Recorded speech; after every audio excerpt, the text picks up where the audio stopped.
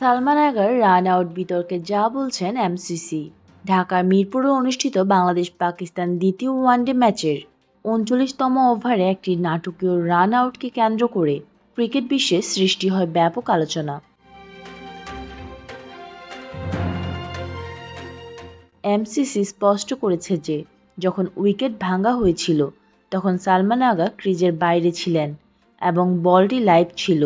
আম্পায়ারের সিদ্ধান্ত তাই শতভাগ সঠিক। অনেকের দাবি ছিল ধাক্কা লাগার পর বলটি ডেড ঘোষণা করা উচিত ছিল। এমসিসি জানিয়েছে কেবল সংঘর্ষ হলেই বল ডেড হয় না। যদি সামান্য ধাক্কাতেই বল ডেড হতো তবে খেলোয়াড়রা সুবিধাজনক অবস্থায় পড়ার জন্য ইচ্ছাকৃতভাবে সংঘর্ষ জড়িয়ে যেতে পারে। এমসিসি আরও সতর্ক করেছেন যে ফিল্ডিং সাইডের অনুমতি ছাড়া কোনো ব্যাটার বল হাতে নিলে অবস্ট্রাক্টিং দ্য ফিল্ড আউটও দেওয়া যেত। ক্রিকেটের সকল আপডেট পেতে আমাদের সাথেই থাকবেন। ধন্যবাদ।